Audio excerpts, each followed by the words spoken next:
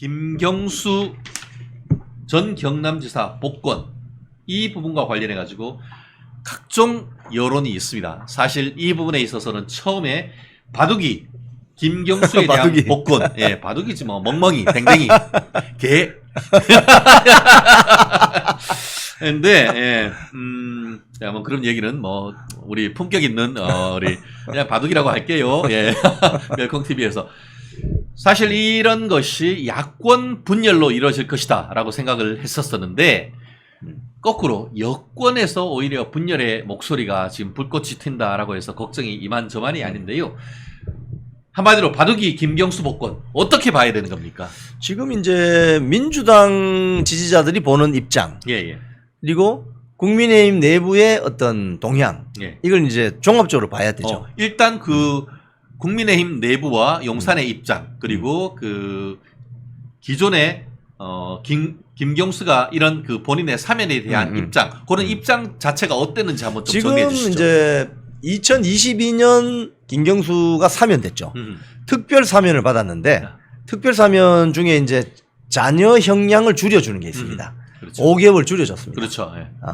그 당시에 윤석열 대통령 그리고 사면위원장이 법무부 장관 그렇죠. 한동훈 이렇게 예. 됐었죠. 그때 사면이 됐고 지금 이제 복권이 됩니다. 복권이 되면은 여러분 피선거권이 회복되기 때문에 2년 뒤 지방선거, 3년 뒤 대통령 선거를 나갈 수가 있어요. 자, 여기에 대해서 여러 가지 입장이 있습니다. 자, 일단 아니 저런 여론 조작 한 저런 중대 사범을 민주주의 파괴한 국사범인 거죠. 어떻게 보면 여론 조작한 사범을 복권해줘도 되나? 예. 뭐 사면은 뭐 어차피 5개월 정도밖에 자녀 수감 기간이 없었기 때문에 사면은 좀 이해한다 하더라도 복권까지 해주면 되는가? 예. 이런 주장이 있죠. 그래서 이 정치를 보는 입장에서 정치는 공정해야 되고 사회 정의를 구해야 된다. 이런 입장이 강한 분들은 한동훈 김경수 복권에 대해서 굉장히 부정적인 입장이죠. 다만 또 이런 것도 있습니다. 대통령실 입장에서는 사면 복권하는 거는 대통령의 고유 권한인데. 그렇죠. 헌법상 권한이죠. 헌법상 권한, 이거 사실 대통령만 할 수 있는 거 아닙니까? 그렇죠. 예. 야, 이게 대통령 권한이 막강해요. 그럼요. 국회의장도 안 되고 대법원장도 안 되고. 예. 이걸 약간 이런 정치적 행위의 일종인데 여기에 대해서 너무 외곽에서 입을 대는 건 조금 무리한 거 아니냐 이런 입장들이 지금 충돌하고 있죠. 그렇죠. 그리고 그 사이에 제가 간단히 김경수가 지금 뭐 댓글에도 벌써 이미 골프 여왕님부터 해서 말씀해 주시는 게 김경수가 지난번에 사면 받았을 때 뭐라고 했느냐. 받고 싶은 선물을 억지로 받았다. 이렇게 얘기를 했었고 그리고 또 사면 거부하면서 뭐라고 했냐면은 내 사면이 국민 통합을 위해서라고 하는데 통합은 우격다짐이나 일방통행으로 이루어지는 게 아니란 걸 국민이 훨씬 더 잘 알고 계실 것이다. 이런 소리를 했단 말이에요. 이런 인간한테 사면을 넘어 복권해줘야 되는 겁니까? 김경수 전 경남도지사 자세에 좀 문제가 있어요. 사실은. 사면을 하면 정말 그 뜻을 잘 이해하고 국민 통합을 위해서 그동안 있었던 일을 다 사죄를 하고 또 보다 좋은 나라를 만들기 위해서 제가 봉사를 하겠다. 이렇게 나와야지. 이거 그렇게 나오면 되겠어요. 그냥 김경수 전 경남도지사는 이거 복권시켜야 되나? 이런 여론이 또 만들게 되잖아요. 이것도 곤란한 태도입니다. 대통령이 그런 대통령만이 가지고 있는 유일한 사면 복권 권한을 지금 행사하려고 하는데 본인이 그렇게 나오면 이게 아주 곤란한 거죠. 그렇습니다. 결국 오늘 제가 저도 새벽에 한 5시쯤 일어나면은 전국 서울에 있는 주요 신문과 함께 전국에 있는 유력 지역 일간지 사설을 쭉 봅니다. 근데 보통 이제 이런 얘기를 하면은 PK 지역 부산 지역에 있는 언론 같은 경우에는 민주당 쪽에 좀 우호적인 정책이 있을 때는 상당히 그 부분에 대해서 공감하는 글들이 많이 오는데 의외로 이번 같은 경우에 부산일보조차도 이 부분에 대해서는 대통령 고유 권한은 맞지만 이런 사면이 정당한가에 대한 의문을 제기하는 사설을 지금 제기를 하고 있고 더불어서 대구에 있는 대구 매일신문 같은 경우에 국사법으로서 민주주의의 꽃이라고 할 수 있는 이 선거에 여론 조작했는 사람은 영구히 선거권, 피선거권을 박탈해야 된다라는 그런 강경한 논조를 실었습니다.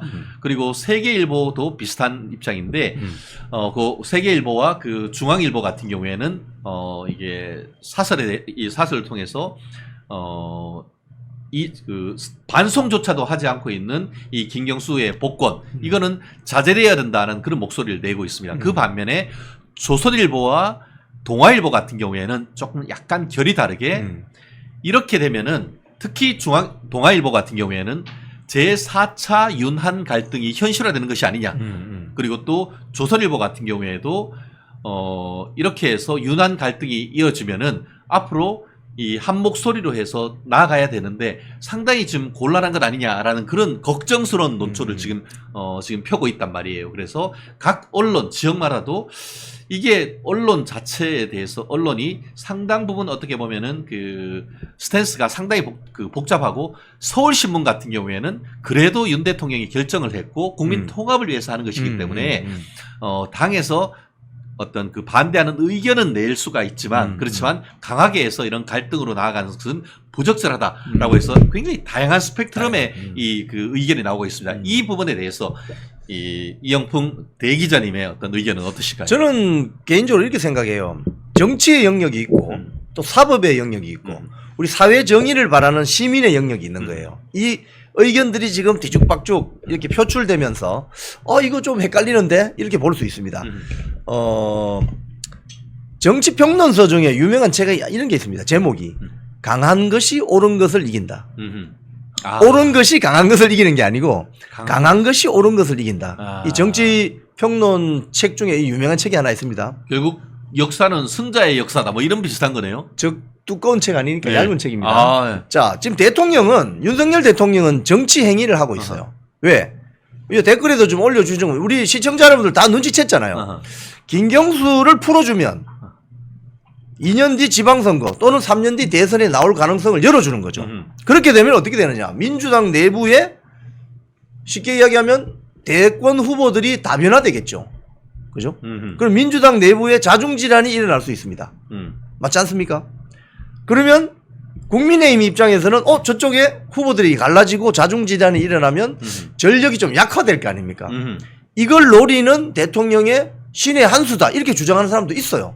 자, 반면 이 김경수 천하의 민주주의를 파괴한 드루킹 이걸 어떻게 풀어주나?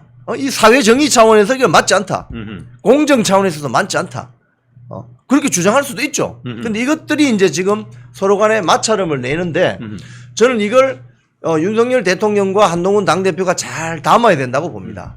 잘 담아야 됩니다. 왜냐하면 김경수 한 명의 복권되는 문제는 국민의힘 내부에서는 또는 대통령실과 약간의 의견 혼선 정도로 있을 수 있겠지만 민주당 쪽에 떨어진 폭탄이라고 하면 저기는 지금 완전히 자중질환이 일어나는. 그래서 지금 뭐라고 합니까? 이재명 쪽에서 경수야 내가 네 복권 시켜달라고 몇 번 이야기했다라고 하는데 그거 아니라고 하잖아요 또.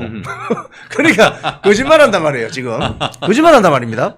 그래서 지금 이재명 입장에서도 굉장히 난처한 거예요.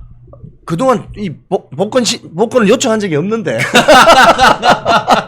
맞아요. 이 시점에서 제가 한 가지 일단 우리 의견도 참 중요합니다만 이재명의 태도를 지금 여기서 얘기 안 할 수가 없어. 내가 박근혜 대통령 존경한다고 했더니만 진짜 존경하는 줄 아냐 하는 이런 맨날 얘기하는 것이 살아 숨쉬는 것 외에는 다 거짓말이라 그런 아니 톤을 지금 듣고 있는데 이재명 김경수 똑같아요. 네. 김경수는 이 사면 복권에 대해서 지난번 2년 전에 한동훈 심사위원장이 사면 올려줬을 때 예.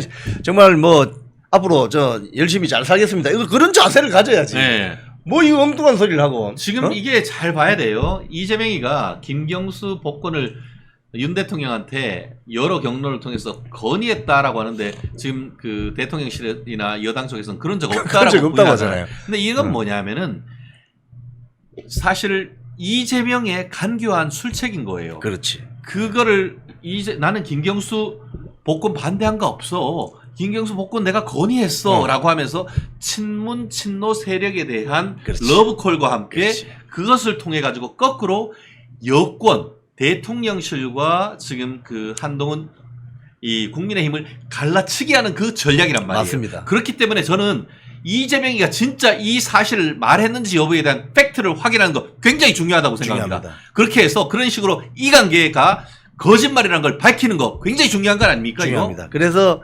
이재명 당대표 예정자가 그동안 김경수에 대해서 얼마나 애정을 가지고 이분 좀 복권을 시켜주세요. 사면을 시켜주세요. 라고 했는지 확인해 볼 필요가 있어요. 입만 열면 거짓말이야, 이거. 그래서 지금 그런 부분이 있고, 지금 이제 정치공학적인 측면에서 접근하면 윤석열 대통령이 왜 이 시기에 김경수 복권을 결정을 아직 내린 건 아닙니다. 이제 13일 날 보고가 들어가고 이제 결정이 나면 15일 날 발표되는 거 아니겠습니까? 그렇죠. 그러면 윤석열 대통령의 셈법은 무엇일까? 이것도 한번 다각도로 한번 볼 필요가 있어요. 그래서 제가 아까 말씀드린 것처럼 정치 평론서 강한 것이 옳은 것을 이긴다. 한번 이 책을 한번 봐주시면 하는 생각입니다. 그렇습니다. 레마 로고스님 국민 민심을 보십시오라는 말씀을 좀 해주셨고요. 레마 로고스 아마 태초에 말씀이 있었다는 최초 그 창세기 첫 그 구절이 말씀이 로고스인 것이고 예수님이 또 얘기하는 것이 성경에서 그 레마라고 해서 결국 말씀이란 뜻인 것 같은데 그 교회 다니시는 분이신 것 같은데 또 우리 새로 들어오신 것 같습니다. 적극적으로 글 쓰시는 거 너무너무 감사하고요. 지금 우리 댓글에서 보면은 윤 대통령의 어떤 그 정무적 판단에 따르는 김경수 복권에 대해서 우리가 여당 쪽에서 지지를 해줘야 된다라는 그런 견해와 함께 국민들은 적어도 자유민주적 기본질서 속에서 핵심이라고 할 수 있는 대통령 선거에 여론 조작을 했던 그럼에도 불구하고 대법원의 유죄 확정 판결을 받았음에도 반성조차 하지 않으면서 하는 이런 무도한 사람에 대한 복권은 반대한다라는 것이 국민 여론이다 하는 그런 견해가 지금 아주 팽팽하게 맞서는 것을 볼 수가 있습니다. 아직까지 최종적으로 결정된 건 아닙니다만 내일 지금 8월 13일이면은 지금 최종적으로 지금 그 용산 대통령실에서 국무회의를 거쳐서 아마 8월 14일 날 8월 15일은 이제 공휴일이니까 발표가 될 것 같은데 그동안 의견은 정말 다르지만 서로 의견 조율하는 것이 또 어떤 절차 아니겠습니까? 어떤 당은 국민의 의견을 지금 또 용산에 전달해야 되는 것이고 용산은 용산대로 권한은 있지만 그 권한을 또 국민의 의견을 받아서 최종적인 결정하는 그 모습 그리고 최종적인 결정이 되면 그거에 대해서 군말 없이 그거에 대해서 서포팅 해주는 그런 모습이 필요한 것이 아닌가 싶은데요. 실제 지난 그 7.23 선거 때도 국민의 눈높이라든가 어떤 당정 관계에 있어서 어떤 그 윤석열 대통령이 그 낙선하신 분들한테도 한동훈 그 대표 도와주세요라고 했는 그런 모습이 그렇죠. 그런 모습이 이번 중요합니다. 사안의 의사소통 과정에서 이런 게 외부로 나타나는 것 자체가 사실 좀 안타깝고 야권으로부터 이 공격받는 빌미가 되는 건 아니겠습니까? 그렇습니다. 그래서 지난번도 마찬가지지만 일단 이 자유민주주의 정당은 원래 시끄러워요. 그거 아셔야 됩니다. 공산당 시끄럽습니까? 공산당은 내부에서 절대 시끄럽지 않아요. 그 전체주의 정당은 수뇌부에서 지령 내리면 끝입니다. 그렇죠. 지금 약간 민주당이 그런 전체주의 정당 냄새가 나잖아요, 여러분. 그렇죠. 이거 대한민국 정치사에 전혀 도움 안 되는 겁니다. 자유민주주의 정당이라고 할 수 있는 국민의힘은 원래 시끄러운 거예요. 이렇게 시끄럽다가도 결정이 나면, 예를 들자면 지난번 당대표 선거에서 한동훈 당대표가 되면 황대표 당대표 체제로 가는 거죠. 네. 거기에 이를 달면 안 됩니다. 결정이 나면. 이번에 또 김경수 복권이나 뭐 조윤선 또 누구죠? 원세훈 예, 등등 원세훈. 이름이 많이 나오는데 예. 여기에서 복권자 사면자가 결정이 나면 그 결정을 따라서 또 가면 되는 겁니다. 그렇습니다. 그렇습니다. 사실 이 부분과 관련해서 저도 개인적으로는 반성도 안 하고 오히려 닭 잡아먹고 오리발 내미는 이런 무도한 자를 정치권에 복귀시킨다는 것에 대해서는 정말 사실은 반대입니다. 괘씸하죠. 그렇기 때문에 지금 국민의힘 그 홈페이지에 이거 반대한다는 댓글이 6,000개 이상 달리고 있습니다. 그게 자유우파 국민들의 상당히 말이 6,000개지 6,000개 한번 댓글 한번 달아보세요. 어마어마한 겁니다. 그만큼 많은 국민들이 바둑이 진짜 말은 바둑이라고 하고 있습니다만 진짜 라고 얘기하고 싶은 거 아닙니까 사실. 그만큼 그렇게 해가지고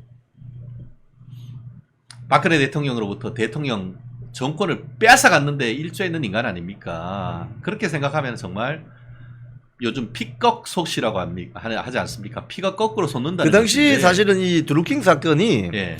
문재인, 안철수, 홍준표, 예. 뭐 심상정 뭐 이렇게 대권 후보 나왔을 때 예. 안철수와 문재인이 거의 38%좀 팽팽하게 그때 갔었거든요. 예. 근데 이 드루킹 사건, 이 드루킹 조직들이 가동되면서 안철수를 그때 MB의 아바타다 음흠. 이렇게 공격하면서 안철수가 무너지게 되는. 예. 예. 그래서 지금 안철수 의원도 본인은 아예 반대한다 이야기를 해요. 음흠. 그런 것들이 있습니다. 그런 과정들이 있다는 걸 아실 필요가 있습니다. 아, 우리 시원성님 또 너무 감사하게도 또 슈퍼챗 정말 뜨거운 열정의 색깔로 보내주셔서 너무너무 감사합니다. 아, 그렇습니다. 또 대한민국 정말 어려운 가운데 있습니다. 그래도 그 어려운 과정에서 윤 대통령 정말 대한민국을 원칙을 가지고 끌어가시는 모습이 참 너무너무 힘드시겠지만 그래도 참 대단하시다라는 생각이 듭니다. 한동훈 지금 자꾸 비대위원장이 이미 하도 말을 한동훈 대표 아마 본인이 기소하고 또 처벌되고 했던 그런 사람들에 대해서 사면 복권하는 거 사실은 딸떠름한 거는 누구나 마찬가지일 겁니다. 저 또한 법조인의 감각으로서는 그게 맞지 않거든요.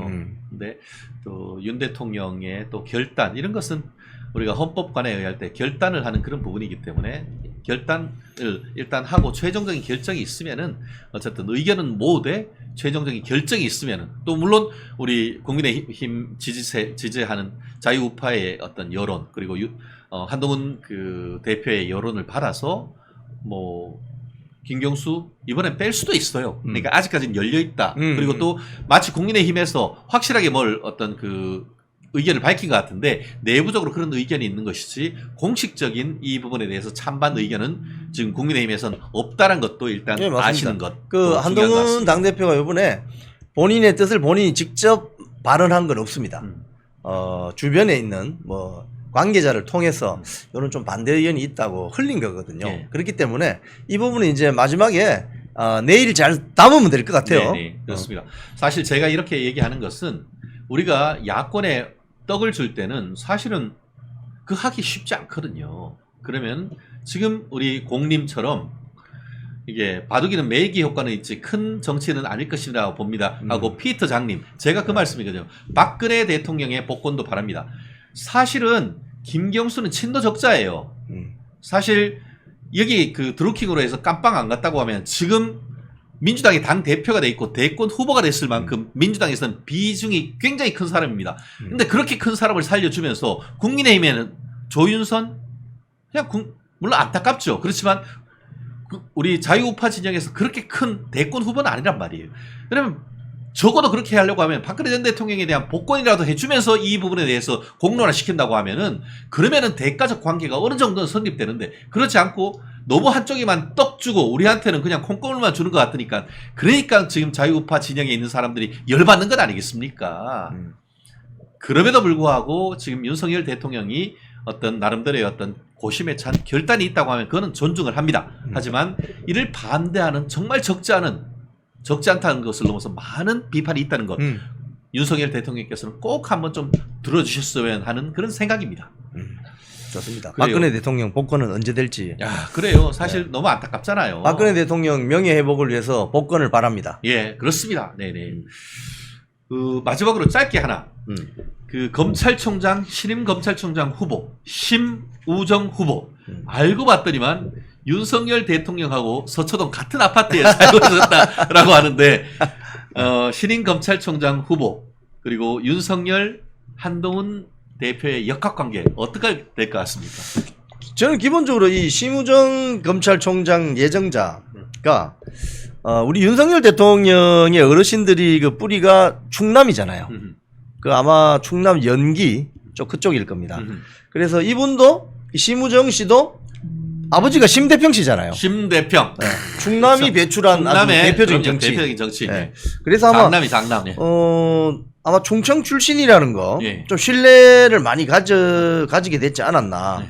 근데 이 언론 보도를 보면은 이분이 이제 특수통이라든지 뭐 공안 강력통은 아니고 기획통이라는 거거든요. 그래서 아마도 발언이나 이런 것도 주변에 이 상처를 많이 주지 않고 본인의 본업인 이 검찰 기획통을 아하. 업무를 충실히 해왔기 때문에 아하.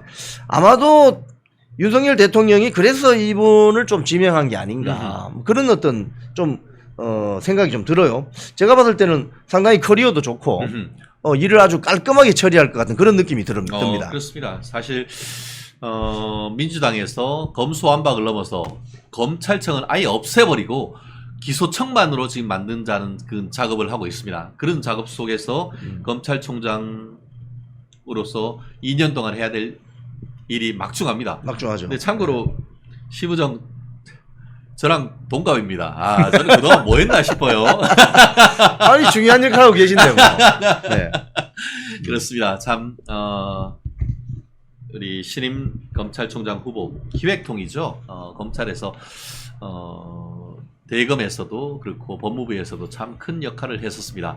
특히 이제 그 민주당의 추미애 법무부 장관 당시 그 법무부에 있으면서 윤석열 대통령 그 당시 검찰총장에 대한 그 징계 어떤 처분에 대해서 거부해서 사실상 그런 처분으로부터 배제당했던 그런 아픈 기억이 있었는데 네.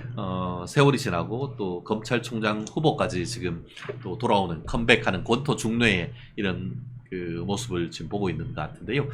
대한민국이 정상화되고 검찰이 정상화되는 그런 모습 또 심대평 윤석열 대통령도 충청도 분이시잖아요. 그렇죠. 어르신들이 충청 그렇죠. 분이죠. 충청도 분이시고 심우정 검찰총장 후보님도 충청도 대번 우리 댓글에서 조치원 딱 이렇게 연기 조치원 연기 딱 나오고 있는데 아무튼 또 충청도에서도 좋고 큰 인물이 나오셔가지고 대한민국이 뭐 핫바지 충청도가 아니고 정말 제대로 된 충청도의 어떤 그런 가 커가는 모습도 저희가 보고 싶습니다. 특히 이분이 신임 검찰총장 후보자에게 참 드리고 싶은 말씀은 네. 이원석 검찰총장이 그동안 참 힘들었겠죠. 그렇죠. 2년 동안 참 윤석열 정권 집권 초기부터 힘들었던 점이 많았을 거예요. 네. 자, 하지만 이제 떠나는 마당에 많은 국민들이 원하고 있는 점이 있잖아요. 가령 뭐 이재명 관련 수사라든지 또 주변에 대한 수사 또 문재인 정권에 관련된 수사 이런 것들을 좀 더 좀 세게 해줬으면 하는 국민 민심이 큽니다. 그렇죠. 이거를 우리 기획통이라고 하시는 우리 심우정 검찰총장 신임 지명자께서 잘 담아서 국민들의 어떤 이런 여론과 민심을 잘 풀어주었으면 하는 게 큰 바람으로 지금 여론이 일어나고 있습니다. 그렇습니다. 지금 말씀하신 것처럼 양산 거사 문재인이 잡아놓고 이재명이 깜빵 보내면 심우정 충청도에서 또 대통령 난다. 뭐 이런 댓글이 나오더라고요. 맞아요. 그래요. 맞습니다. 예. 그렇습니다. 그렇습니다. 단합이란 글 써주신 분 감사하고요. 지금 말씀드린 것처럼 바둑이 김경수 복권에 대해서는 사실 현재 정말 뜨거운 감자입니다. 백인 백가쟁명의 소리를 내고 있습니다만 최종적인 결단 그에 따르는 뭐 정치적 후폭풍 또한 사실 윤 대통령께서 온전히 지려고 하십니다. 윤 대통령의 심모원려 어떻게 보면 깊은 뜻을 저희가 다 헤아릴 수는 없습니다. 하지만 저희의 의견도 국민들의 의견이 반대하는 의견도 적지 않다는 점을 정말 오늘 내일 좀 깊이 고려하셔서 결정 내리시기를 저희가 간절히 바라고 어떤 결정을 내리면은 그에 따르는 또 우리 많은 자유우파의 분들이 또 아쉽다 하더라도 그 결정이 어쨌든 지지하고 국민들이 또 윤 대통령을 지지해 주시면 하는 그런 바람이 간절합니다. 게 사실 굉장히 지금 뭐 시끄럽죠. 시끄럽다는 게 다른 의미가 아니라 당이 여러 가지 막 질문들 기자들이 질문이 쏟아지지 않습니까? 네. 특히나 이제 그 첫 번째 들려드릴 게 김경수 복권 문제예요. 사실 이게 사면 복권은 뭐 늘 저도 주장하지만 대통령의 고유 권한이다. 대통령이 결정할 문제고 대통령이 결정도 하고 오롯이 그 결과에 대해서도 책임을 지는 비판에 대해서 당당하게 책임을 지는 그런 문제이다라고는 하지만 또 정치인이라는 게 당이라는 게 당원들의 목소리를 또 의식하지 않을 수 없잖아요. 당원 게시판 보셨죠? 안 봤는데.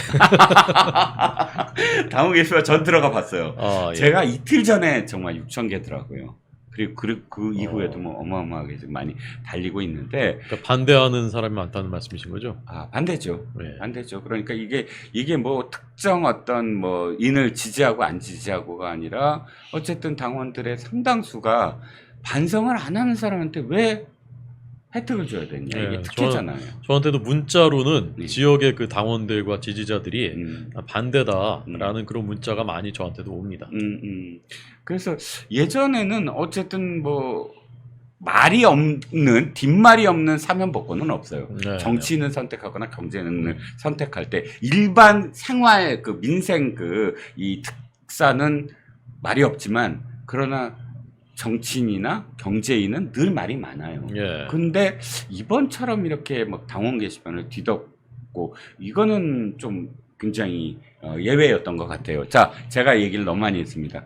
호 대변인 생각은 어떠세요? 제가 보기에는 왜 이렇게까지 시끄럽냐.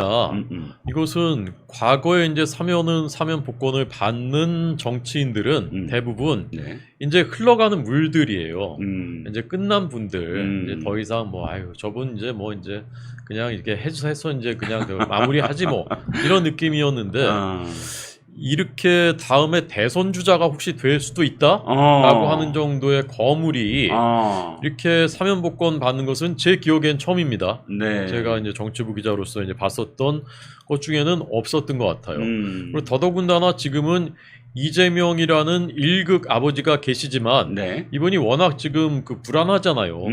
어떻게 될지 모르는 네네. 거지 않습니까? 그러니까 그럼 그 다음에 누구야? 아무도 없는데? 음. 근데 이제 거기 김경수가 대안이 될 수 있다라는 생각을 이제 하는 거지 않습니까? 사람들이. 아 근데 그런 사람을 그러면 저렇게 반성도 안 했고 민주주의의 근간을 흔든 지금까지 본 적 없었던 범죄를 저지른 사람을 복권을 시켜서 대선 주자 반열에 올려줘도 되나? 라는 것에 대한 상식적인 공정성에 대한 의문을 우리 국민들이 가지시는 것은 저는 뭐 당연한 것이라고 생각하고요. 네. 저는 사실 개인적으로는 김경수 복권이라는 기사가 처음 나왔을 때 저도 굉장히 좀 놀랐습니다. 예. 그 복권 해줘도 되는 건가 이런 사람을?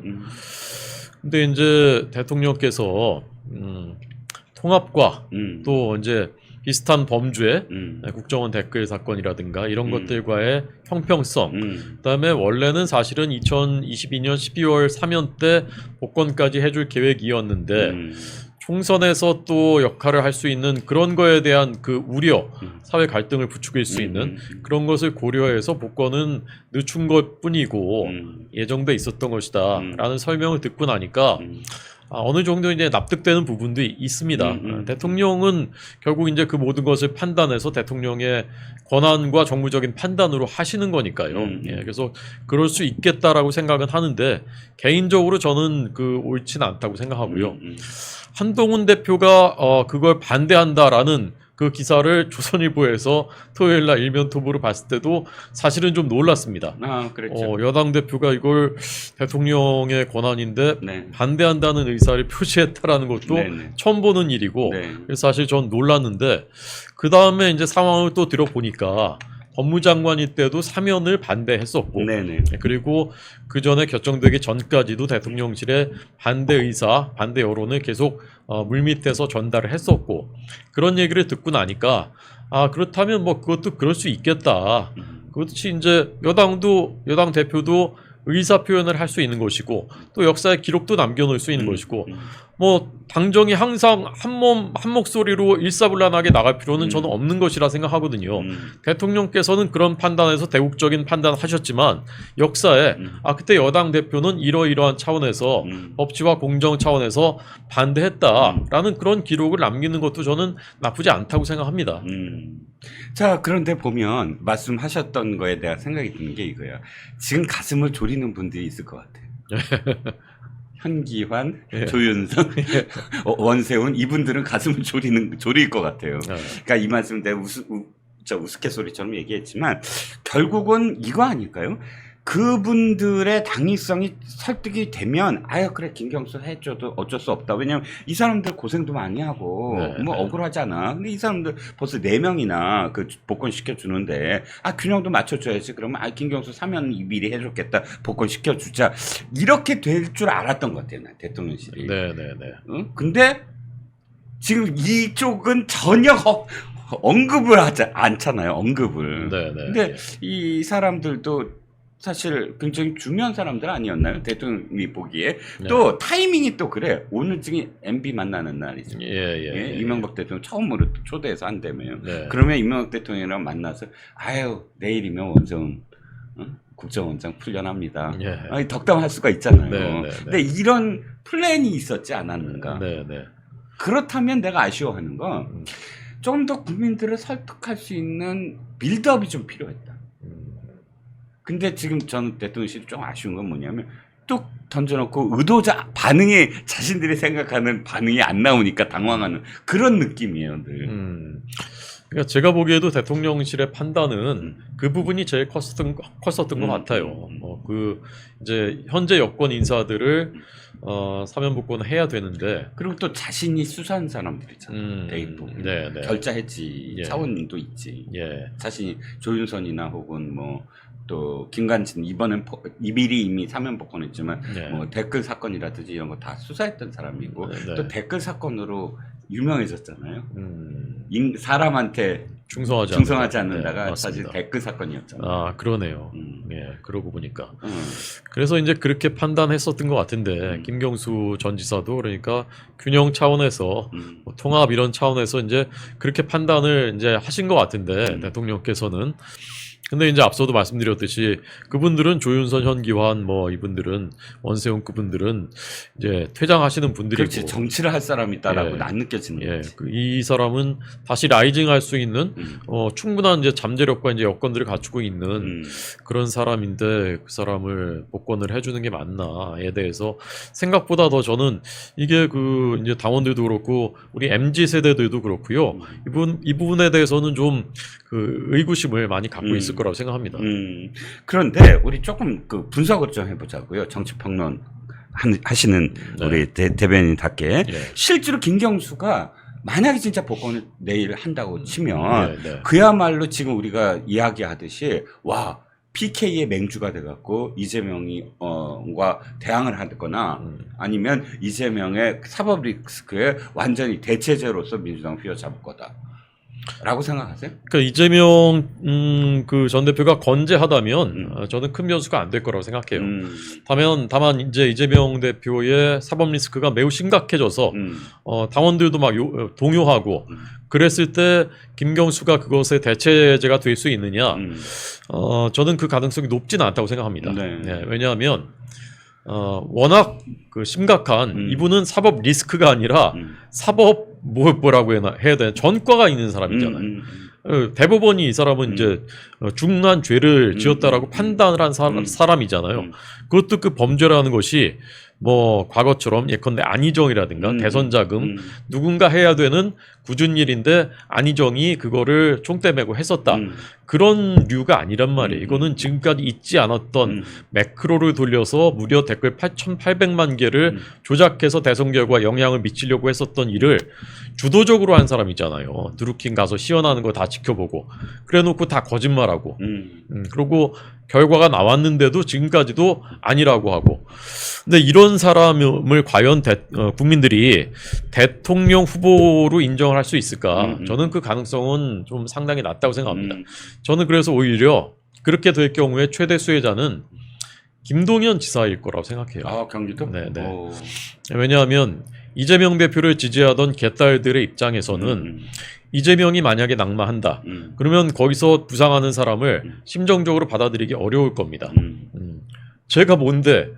그래서 저는 김동연 지사가 좀 어려운 입지에 있다고 생각했는데 이재명이 낙마했을 때 대체제로 튀어나왔을 때 근데 여기에 완충제가 하나 제가 볼 땐 생겼어요. 김경수. 이 사람은 친문 친노의 뭐 말하자면 적자 그리고 이재명이 없어졌을 때 그 자리를 대체할 수 있을 것 같은 그런 세력으로 나오는데 미움을 오히려 독차지할 수 있을 가능성이 있다.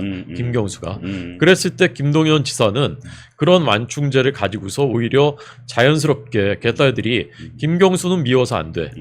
근데 그럼 어떻게 누구라도 찾아야지. 그랬을 때 생각할 수 있는 대안이 김동연 지사가 되거나 아니면 뭐 야권 인사들 중에는 유시민 거론하는 분도 있더라고요. 유시민, 뭐 김동연 그럴 수 있지 않을까. 김경수 지사가 저는 대통령 후보 되기는 쉽지 않다고 생각합니다. 일단 그건 뭐 전제가 뭐냐면 이재명 대표가 앞으로 대표 될 거니까 10월 리스크 뭐 예를 들어 법정 구속이 된다든지 또 10월 리스크를 끝나더라도 일단 그 다음 재판 2개가 있고 또는 1심이 끝나니까 2심, 3심 선거법은 또 빨리빨리 해야 되는 해야 되니까 이런 리스크들이 쌓여갈 때 그 피로도 그러니까 당원들의 피로도가 어느 쪽으로 몰리느냐 뭐 이런 예상이라 그건 뭐 또 나중에 또 얘기해도 될 것 같아서 또 넘어가겠습니다. 바로. 자, 박지원 의원의 얘기가 사실은 참 그래요. 어떤 거냐면 윤 대통령이 공작 정치를 하고 있다는 거예요. 그래서 지난번에 이재명 대표와 영수회담을 할 때 내가 대권과대 걸림돌을 제외시켜 주겠다라는 이야기가 바로 김경수의 복권을 안 해주니까 당신을 위해서 안 해주겠다라는 이야기를 전달했다라고 하면서 공작 정치다라고 얘기했는데 박지원이라는 사람만큼 공작 정치를 그러니까 이거 자기가 공작 정치를 해봤으니까 공작은 이런 거야 라고 말하는 것 같은데 이 소설은 어느 정도 개연성이 있다고 보세요? 그러니까 사람들이 다 자기 프리즘으로 세상을 보고 다른 사람들을 보지 않습니까? 네. 그러니까 저 사람이 행동하는 사고하는 양식을 그 방식을 자기의 이제 나는 이렇게 하니까 이제 그렇게 생각하는 그런 경향들이 있죠. 근데 저는 윤석열 대통령이라는 분이 우리 국민들 사이에 지지하는 분도 있고 지지하지 않는 분도 있습니다. 또 잘하는 일도 있고 못하는 일도 있습니다. 그렇지만 저는 개인적으로 윤석열 대통령이 그런 일을 하는 그런 성정의 사람은 아니라고 생각합니다. 선 굵게 행동하는 분이고 그리고 자신이 생각하는 대의를 위해서 일하는 사람이고요. 정의와 공정이라는 가치에 대해서는 타협하지 않으려고 노력하는 그런 사람이다라고 저는 생각하거든요. 그런데 거기에 이재명 전 대표라는 전과 사범의 11개 혐의를 받고 있는 그 사람의 대선 가도를 위해서 내가 이거는 제거해 줄 테니까 당신 정정 내가 제거해 줄 테니까 대신 이런 거 협조해 주시오. 이런 협잡을 한다? 저는 그것은 가능성 0%인 거라고 생각하고요. 어떻게 그런 일이 있겠습니까? 그렇죠. 한 3년 남았는데 사실 지금 그 표현 기가 막히다. 지금까지 그 표현을 내가 왜 안 썼지? 그건 협잡이다. 무슨 협상이 아니라 협잡이다 라고 표현하신 게 딱 적합한 것 같아요. 그건 협잡이다. 그런 일은요. 제가 보기에는 영화에나 있을 수 있는 일이지. 넷플릭스 드라마. 현실 정치에서 우리나라에서도요, 과거 아주 옛날에 그 뭐 정치가 좀 후진적일 때도 그런 정도의 협잡은 제가 보기에는 있지 않았을 거라 생각해요. 지금 아주 후진국대 정치에서도 그런 정도의 그런 뭐 거래 그런 것은 제가 보기에는 거의 불가능한 일입니다. 그리고 그게 불가능한 게 뭐냐면 지금은 모든 대화가 다 공개되잖아요. 맞습니다. 예. 그러니까 그거는 미공개를 전제로 해서 이야기하는데 그런 서로 간의 어떤 신뢰가 가능할까요? 윤 대통령이야말로 사실 그 후보 시절부터 다 당했잖아요. 이재석 대표가 서로 이야기한 거 막 녹취하고 막 그래서 그 처음에 그렇게 굉장히 많이 실망을 했다고 정치가 이런 거냐 어떻게 서로 깊은 대화를 나눈 게 바로바로 공개되는 게 정치냐 뭐 이렇게 이야기했다고 하는데 어쨌든 저도 그 신빙성 많이 떨어진다고 생각을 해요. 그래서 소설이라고 했는데 그럼 내가 또 호대명에게 다른 얘기를 해볼게요. 이재명 대표가 진실 공방을 벌입니다. 내가 여러 경로를 통해서 전부 다 이미 복권을 요청을 했다. 근데 그 경로는 얘기를 못하겠다라고 이야기를 합니다. 어떻게 생각하세요? 그게 가능할까요? 왜냐하면 예. 제가 이것도 신빙성이 떨어지는 게 그렇다면 진즉의 장경태 최고나 이현주 최고위원 후보 같은 경우 그런 말을 하지 말았어야지. 왜냐하면 지금 하는 거 무슨 문제가 있다는 둥 하면서 굉장히 복권을 안 바라는 것처럼 얘기했잖아요. 정성호 의원도 그렇게 네. 얘기를 했고요. 예. 그러면 자기의 그 어버이의 뜻이 그렇게 계속 요청을 할 만큼 확고하다면 당연히 전부 다 민주당은 한 목소리로 다 환영의 뜻을 표현하는 게 맞는 거 아닌가요? 네. 근데 이제 특사 사면과 복권이라는 것은 늘 정해져 있지 않습니까? 8.15 때도 하고 뭐 연말에도 하고 네네네. 이렇게 정해져 있는데 그러면 항상 그때 이제 우선순위들이 있단 말이에요. 네. 이번에는 여권에서는 누구 거론되고 네. 야권에서는 누굴까? 그러면 이제 제일 먼저 사람들이 생각하는 게 지금 우선순위는 야권에서는 김경수 전 지사지 않습니까? 그렇죠. 예, 그렇다면은 야당 대표 입장에서 그런 어떤 사면 복권에 대해서 의견을 먼저 물어왔거나 대통령실에서 물밑에서 또는 어떤 기회가 있어서 전달할 때 김경수란 이름을 빼놓을 수는 없었을 거예요. 네. 빼놓으면 그건 이제 나중에 문제가 되잖아요. 본인한테. 그렇죠. 그때 그것도 안 했어. 네, 이재명 네. 대표가 아예 김경수 이름도 안 넣었어. 음. 이러니까 제가 보기에 형식적으로는 어딘가에는 넣었을 거예요. 근데 진정성에 대한 문제. 예, 그런 거죠. 그러니까 제가 아까도 이제 그런 말씀 드렸는데 누군가가 저한테 네. 야, 너 저기 이종근 그 선배 너 잘 알잖아. 내가 뭐 좀 부탁하려고 그러는데 좀 얘기 좀 해줘라고 저한테 부탁한단 말이에요. 네. 그럼 제가 이제 그분의 말을 진짜 들어주고 싶으면 그러면 우리 이종근 선배님한테 찾아가서 기니 뭐 밥이라도 먹든지 하면서 얘기를 할 거 아닙니까? 네네. 아니면 전화 통화로 네. 진지하게 얘기를 하든지. 네. 근데 제가 그런 마음이 없어요. 네. 그러면 어떻게 할까? 뭐 형식적으로 애매하게 문자 한 번 정도 보내든지 아니면 이종근 선배님을 아는 누구한테 그 이종근 선배한테 좀 이런 얘기 좀 한번 해줘 이런 식으로 하든지 흔적만 남길 거란 얘기죠. 흔적만. 왜냐하면 나는 이제 면피는 해야 되니까 기록에 남겨놔야 되니까 아마도 저는 그런 것이었을 거라고 생각해요. 이재명 대표와 민주당 지도부 입장에서는 우리가 김경수 지사 복권 요청했지 요런 그 흔적 그건 남겨놔야 나중에 면피가 되는 거거든요. 근데 그런 정도 수준에서 하지 않았을까. 그래놓고 우리는 했다라고 지금 얘기하는 거일 가능성이 전 높다고 생각합니다. 그렇게 생각이 저도 드는 게 만약에 진짜로 이재명 대표가 스스로 주장하듯이 나는 경쟁자가 많은 게 좋다라고 얘기했다며요. 네. 그렇게 얘기할 수 있는 사람이 박용진이라든지 뭐 전해철이라든지 임종석. 이런 사람들을 그렇게 가차없이 잘라버릴 수가 있나. 도리어 김대중 대통령처럼 정대철 의원이라든지 김상현 의원이라든지 당내 자기와 어쨌든 맞설 수 있는 그런 사람들의 입지를 늘 자기가 솔선수범해서 이 판은 이렇게 좀 공천을 주자라고 스스로 나섰다는 거 아니에요? 네. 그러니까 그렇게는 못할 망정 아예 잘라버린 사람이 네, 김경수 복권을 뭐 얘기하고 경쟁자가 많을수록 좋다라고 얘기할 수 있을까? 라는 생각이 든다는 거죠. 우리 국민들이 굉장히 지혜로우시잖아요. 네. 다 판단하시거든요. 제가 볼 때 이재명 대표께서 어떤 마음인지 김경수 전 지사를 어떻게 생각하고 있을지 네. 그거 이제 다 판단하고 있을 거라고 생각하고요. 지금 전당대회에서 이제 정봉주 전 의원 뭐 이게 시끄러운데 그것도 이제 국민들이 다 아실 거야. 어떻게 돌아가는 건지 지금 이게 정봉주의 마음은 무엇이고 이재명의 마음은 무엇이고 이런 거를 제가 지역에 다니면서 이렇게 우리 주민들한테 이게 얘기를 듣다 보면 진짜 깜짝 놀라요. 저보다 더 많이 알고 있고요. 정확하게 판단을 하고 있어요. 그러니까 핵심을 딱 찔러 버리는 거예요. 그러니까 사실은 이게 제가 얘기하면은 지금 시청자들도 마찬가지입니다.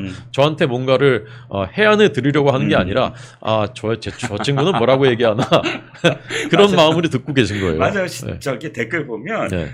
이게 너무 통찰력이 뛰어난 분들 맞습니다. 많아요. 네. 그래서 탁탁탁탁 얘기하는데 말씀하셨던 것 그냥 이양하셨으니까 하죠. 정봉주 오늘 기자회견을 했는데 뜻밖이었어요. 둘 중에 하나잖아요. 아예 대놓고 이재명 대표 그러면 안 된다. 왜냐하면 서울밖에 안 남았는데 뭐 네. 자기가 이제 1등 하기는 어려운 거고 5등 안에만 드는데 서울 내가 뭐 조금 반기를 든다고 해서 이렇게 지금까지 쌓여왔던 게 갑자기 서울에서 다 망가뜨려? 그건 아닐 거야. 라는 판단으로 한번 맞다이를 한다. 아니면 아니 이재명 대표를 늘 나는 정말 칭송을 해갖고 어버이라고 생각한다. 나 억울하다. 나야말로 개딸들한테 정말 호소할 수 있다. 라던가 둘 중에 하나인데 진짜 뜻밖이에요. 무슨 머리? 이재명 파리, 명파리 하는 사람들이 나쁘다. 그 사람들은 내가 어떻게든 뭘 할 거다라고 공격을 합니다. 어떻게 생각하세요? 그건 이제 1번에서 나온 거고. 1번. 2번이 아니라 1번. 그 얘기는 나는 내 길 갈 거야 그래도라는 게 어차피 5등 안에는 들겠지라는 이제 그래도 이제 자신감이 있으니까 네네. 나는 내 길을 가서 이런 일을 하겠다라는 그런 것이 이제 깔려 있는 거고 그럼에도 불구하고 이제 그 순위가 너무 떨어지면 안 되거든요. 아, 그렇죠. 보험은 들어있죠. 이게 3등으로 되는 거하고 5등으로 턱걸이 되는 거하고 그 완전히 떨어질 수도 있잖아요. 그 그렇죠, 가능성을 그렇죠. 전혀 배제할 수 없잖아요. 그럼요. 그러니까 그래도 내가 이재명을 그래도 도우려는 거지. 그런 자락은 이제 깔아놓고 그렇게 가는 거 아닐까. 그렇죠. 고도의 그러면 저기네. 이 적당히 나는 이재명 대표가 정말 훌륭하다. 뭐 다 그런 기절이 다 보험 드는 거고. 근데 그렇게만 얘기하면 안 믿죠 사람들이. 민주당 개딸과 민주당 당원들도 다 알거든요. 근데 갑자기 그런다고 해서 그걸 믿어주겠습니까? 어차피 그렇게 얘기해도 안 믿는다. 그러니까 일정 부분은 내 노선을 유지하면서 그렇지만 너무 완전히 이제 등 돌리지는 않는 정도 그런 스탠스를 뭐 그렇게밖에 선택할 수 없지 않았을까. 네. 그러면 5등 안에 든다고 치자고요. 네. 뭐 2위 정도는 될 것 같아요. 저는 뭐 정봉주가 이렇게 얘기한다고 해서 갑작스럽게 뭐 5위 이렇게 떨어질 일이라고는 생각 안 하는데 워낙에 또 낙곰수 시절부터 인지도는 있잖아요.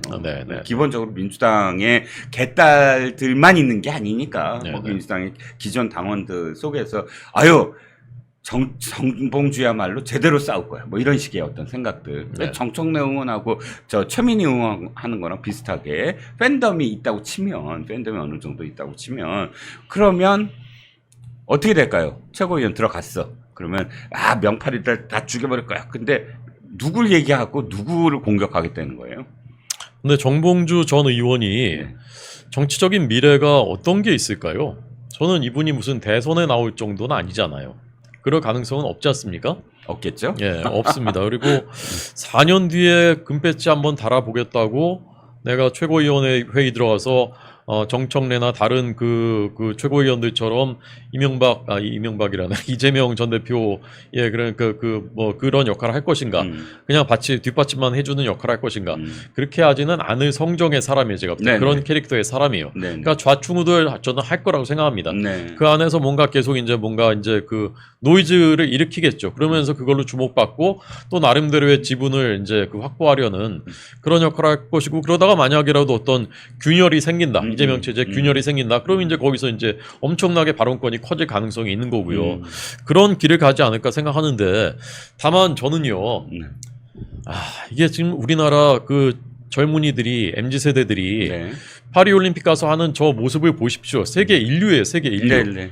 근데 그런 나라에 지금 제1당의 최고위원회 정봉주 같은 분이 저분이 우리 휴전선에서 나라 지키다가 발목을 잃은 우리 장병들을 그렇게 모욕하는 그런 발언을 불과 몇 년 전에 했었던 사람이 그리고 온갖 막말들 뭐 다 열거할 수도 없을 정도 아닙니까? 조계종에 대해서 막말하다가 그거 사과 기자회견하다가 또 그 자리에서도 여신도 폭행해가지고 유죄 선고를 받고 말할 수 없는 이런 뭐 상식적으로 보면요 이런 분은 동장도 하기 어려워요. 그 동해 수치 아닙니까? 그런 분이 동장 나온다고 하면은 그런데 그런 분이 최고위원회의에 들어간다. 제1당에 이게 말이 되는 겁니까? 저는 이게 반명이고 뭐 비명이고 다 떠나서 저는 이거는 대한민국에서 이런 일은 있으면 안 된다고 생각합니다.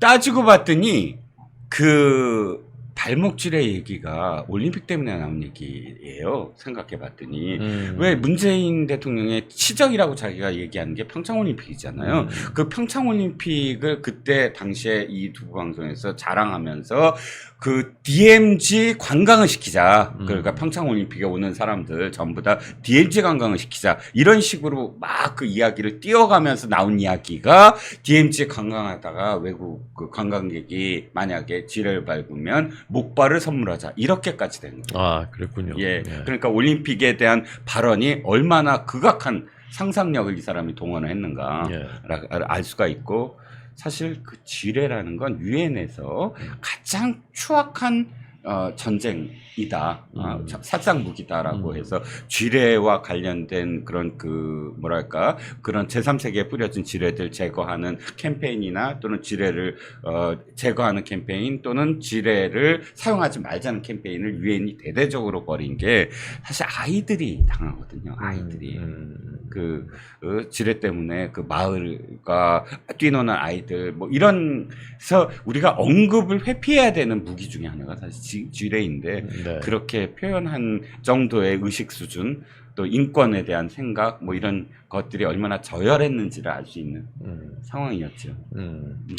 그러니까 이게 정치가 국민들이 보고서 귀감으로 삼을 수 있고 특히 자라나는 청소년들이나 젊은이들이 보면서 아 그렇지 이제 저것이 국가에 말하자면 국격을 대변하는 그런 이제 언행과 이런 것들을 보여주는 그런 것이 돼야 되는데 저는 이제 저희 당도 물론 반성해야 될 부분이 있습니다만은 이재명 전 대표나 정청래 법사위원장이나 또 최민희 과방위원장이나 또 정봉주 후보나 이런 분들이 보여주고 있는 이런 그 품격, 이런 언행, 말이라는 것은 자신의 생각 속에서 나오는 것인데 어떤 생각을 하고 계시길래 저런 말들이 저렇게 나오는 것일까라는 것을 보면서 정말 부끄럽고 우리 자녀들한테 정말 창피하고 그렇습니다. 그렇지요. 자, 오늘 이런 호준석 대변인을 모시고 이런 이야기를 좀 관통하는 것 같아요. 즉 우리가 정치라는 것은 바뀌어야 된다. 정치를 늘 이렇게 혐오하고 정치를 필요로 하면서 또 정치를 진짜 바꾸려는 마음을 두지 않는 것이 문제다. 정치를 바꾼다는 건 최소한 진영을 떠나서 이런 식의 정치적 그 언어를 쓰는 사람들은 우리가 좀 배제해야 된다. 그거부터 시작을 하자라는 생각이 좀 들었어요. 그러니까 언어를 저도 그래서 이제 대변인에 이번에 8개월 됐는데요. 대변인 된 지가 8개월 동안 그 3번 임명이 됐어요. 자꾸 대표가 자꾸 바뀌다 보니까. 그래서 저도 이제 하면 할수록 이게 말의 무게가 얼마나 무거운 거구나. 특히 이제 대변인이라는 역할이 그래서 책임감을 가지고 품격을 지키고 한 번 더 나 자신을 먼저 돌아보고 그리고 상대를 비판할 때도 비판받는 사람도 수긍할 수 있는 그런 언어로 비판하는 게 그래야지 이게 우리 사회 수준도 올라갈 것이다라고 생각을 하고요. 독한 말 쓴다고 해서 좋은 비판이 저는 된다고 생각하지 않습니다. 얼마 전에 그 필리버스터 할 때 강남이 지역구인 저희 당의 박수민 의원이 굉장히 회자가 많이 되더라고요. 그것의 이제 요체는 제가 보니까 첫째는 품격이에요. 그리고 둘째는 탄탄한 논리고요. 논리와 지식이 이제 뒷받침이 돼 있고 그러면서 이제 역지사지 상대에 대해서도 민주당이 다 억지 쓰는 것 같지만 한번 생각해 보는 거예요. 민주당은 왜 저런 법안을 내놨을까? 뭐 25만 원 법도 그렇고요. 방송사법도 그렇고요. 민주당 입장에서 생각해 볼 여지는 뭔가는 없나? 한 번쯤은 생각해 보는 게 저는 필요하다고 생각해요. 그래서 저희가 말도 안 되는 거죠. 저는 노란봉투법, 방송사법, 뭐 25만 원법 모두 매우 악법이라고 생각하지만 그렇지만 거기에서 우리는 어떤 대안을 제시해야 된다라고 저는 생각하거든요. 25만 원법은 반대하지만 그러면 그 기조에 어딘가에는 깔려 있는 그래도 어려운 사람들, 우리 그 국민들을 돕겠다는 그 마음이 어딘가에 거기에 일단이 있다면 그것을 위해서 그러면 우리 여당은 어떤 이렇게 하겠다라는 그런 뭔가는 있어야 된다. 그다음에 방송사법도 마찬가지입니다. 저는 방송계에 있었기 때문에 이게 얼마나 말도 안 되는 법이라는 거 너무나 잘 알지만 거기에 어느 정도의 한 명분은 국민들이 보기에 공영방송을 중립적으로 해야 된다라는 그런 명분 한자를 깔고 있는 거예요. 그럼 거기에 대해서는 우리는 이런 대안을 갖고 있습니다. 앞으로 이렇게 한번 논의를 해보겠습니다. 라는 그런 대안 제시. 그다음에 노란봉투법도 그러면 하청 근로자들 약자인데 어려울 때가 많은데 거기에 대해서 노란봉투법 이건 말이 안 되지만 요렇게 한번 논의를 해보겠습니다라든지 요런 태도가 있어야 국민들이 정치를 신뢰하시고 또 그 말에 대해서도 좀 무겁게 느끼시고 그러지 않을까 그런 생각을 해봤습니다. 호주석 대변인하고 이렇게 이야기를 나누다 보면 이런 생각이 들어요. 그러니까 정치를 이제 시작한 지 오래되진 않았지만 그래도 지금 대변인으로서 또 내가 이렇게 그 패널로서 같이 이야기를 나누다 보면 굉장히 일관되게 중심을 잡고 있구나라는 생각을 많이 하거든요. 지금 생각도 어떤 그러니까 정치 초년병들이 하는 생각은 좀 공격적이어야 되고, 그리고 파이팅 넘치게 해야 되고, 상대가 이렇게 했으니까 우리도 이렇게 해야 되고, 이런 생각을 가진 정치 초년생들도 많거든요. 실제로 금배지를 달았을 때 다 행동대원처럼 나서고, 더 주목을 받으려고 하는데, 어찌됐든, 대변인으로서의 어떤 품격도 이야기할 수 있지만, 정치인으로서의 호준석의 미래를 제가 늘 기대하는 게 그런 점에서도 기대를 합니다. 일관적이고 품격 있다. 고맙습니다. 진심으로 하는 얘기. 예. 진정성. 그리고 사람마다 예. 또 자기 또 성격이 있고 그게 있잖아요. 그래서 어떤 사람은 어떤 분들은 또 그런 역할을 해서 앞에서 막 공격수 그런 역할을 하는 사람도 있고 또 어떤 사람은 조금 이렇게 그 중간을 좀 보면서 좀 이렇게 하고 그런 사람도 있고 이렇게 조화를 이루는 게 필요하지 않나. 공중전도 필요하고 지중전도 필요한 맞습니다. 거니까요. 예. 자, 근데 하나만 더 제가 조금 시간 넘겼는데 정치공학이라는 말은 평론가들이나 혹은 또는 뭐 기자들한테 필요한 건 맞아요. 그런데 오늘 두 인물을 한번 놓고 보자고요. 누구지? 정봉주와 그 다음에 김경수. 둘의 공통점은 뭐냐면, 이 두 사람을 우리가 좀 응원하면 이재명을 괴롭힐 수가 있을 거야. 이런 식의 정치공학. 네. 그러니까 김경수의 복권도 사실은 이재명을 일극 체제로 대항할 수 있는 네네. 그런 수니까 괜찮아. 또는 정봉주도 거기까지는 아니더라도 최고위원 되면 이재명 많이 괴롭히겠다. 이런 식의 구도를 생각한단 말이죠. 예. 그런 마음이 예. 저도 없진 않아요. 있죠. 정봉주 그래도 들어갔으면 좋겠다 이런 마음이 있죠. 김경수 지사도 마찬가지고요. 전 복권 반대하지만 그렇지만 저는 그런 마음을 억누르는 그것이 퍼블릭 마인드라고 생각합니다. 나한테 혹시 나 또는 우리 진영에 혹시 유리할지라도 그렇더라도 정의의 기준 누구에게나 똑같이 적용되어야 되는 공의의 기준. 예, 그것이 우리한테도 저한테도 적용돼야 되고 또 누구에게건 그게 나에게 불리하건 유리하건 간에 어떤 경우에도 똑같이 적용돼야 하는 그런 퍼블릭 마인드를 갖는 사람이 많아지면 정치가 저는 선진화될 거라 생각합니다.